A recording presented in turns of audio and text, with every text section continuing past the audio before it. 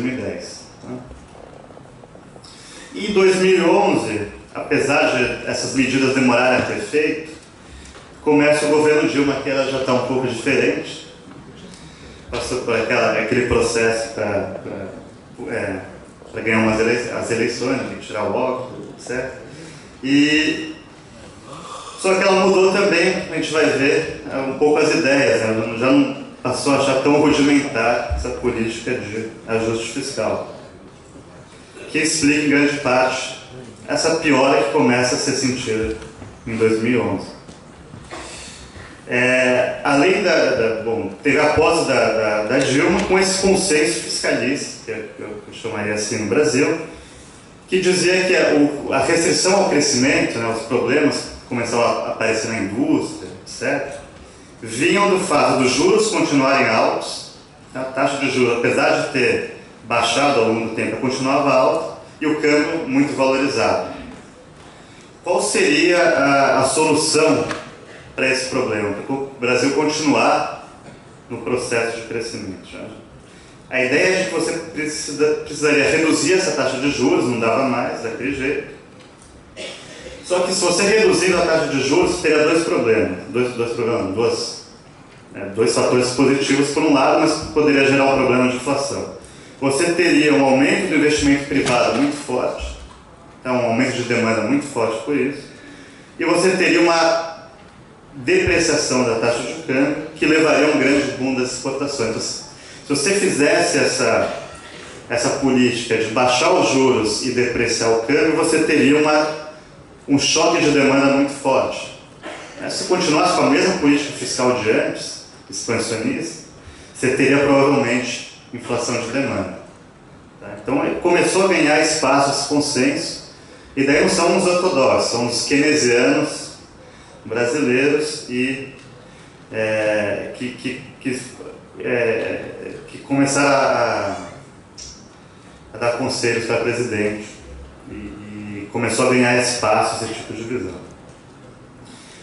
Bom, em 2011, a última frase do texto que eu fiz com o Flávio Serrano é que o texto foi feito em fevereiro de 2011, quando começou a aparecer essa ideia da volta do ajuste fiscal, é que o retorno ao debate brasileiro recente das propostas de política de forte contração fiscal é certamente um terrível presságio. Não sei se é presságio. Então começou todo aquele crescimento que baseou um pouco nessa resposta mais forte da política fiscal estaria em risco. Próxima, por favor. E daí, bom, como foi a política que foi feita em 2011?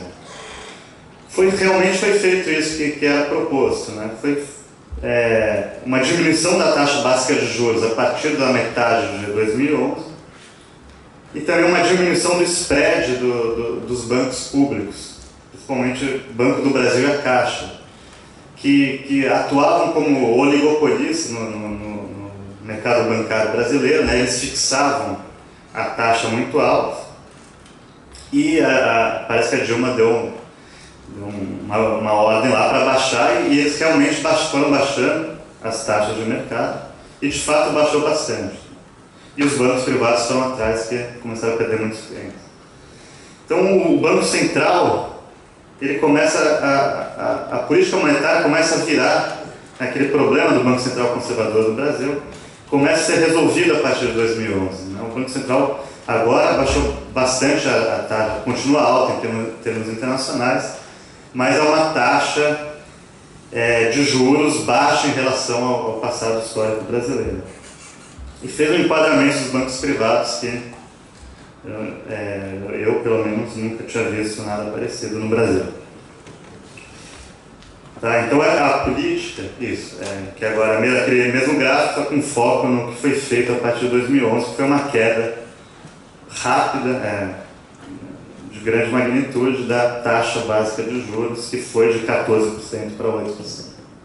Tá, então a política monetária passou a ajudar, né, nessa ideia de que a gente tem que baixar os juros, isso vai levar ao crescimento por essa via. Isso foi feito. E a política fiscal. De fato, aquele presságio, terrível presságio, que começou a rondar o começo de 2011, foi implementado. Então, a política fiscal, ela começou, o governo, apesar de poder, tem várias técnicas de descontar os investimentos públicos do superávit primário, eles não usaram isso, eles aumentaram a meta de superávit primário, né, o superávit primário que o governo fez, e o controle dos gastos do governo foi muito forte. E a gente vai ver também os investimentos das empresas estatais que não constam da política de ajuste de superávit primário. E daí, bom, para tentar minimizar isso, várias desonerações para a indústria, por exemplo, tirar imposto de importação de bens de capital, de máquinas, achando que o investimento voltaria por conta disso. Um pouco de desvalorização cambial. Tá? Então essas foram políticas do Ministério da Fazenda que agora começaram a atrapalhar esse processo de crescimento. Como a gente pode ver no próximo gráfico, o superávit primário sobre o PIB volta a crescer bastante a partir de 2010. Tá? Ele ficou bem baixo durante a crise e não houve grandes problemas, não é que houve uma grande chadeira para voltar, não, foi decisão de governo mesmo. E vamos ver então o que aconteceu com os gastos decorrentes dessas políticas, né? Como que aconteceu com o consumo, com o investimento, gasto do governo e as exportações. E o PIB. A próxima, por favor.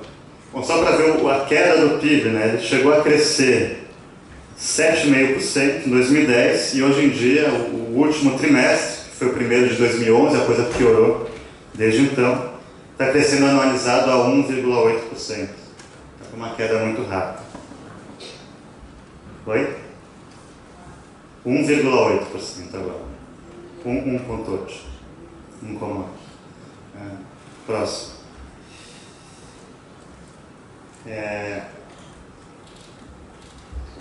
Bom, o que aconteceu com o consumo das famílias?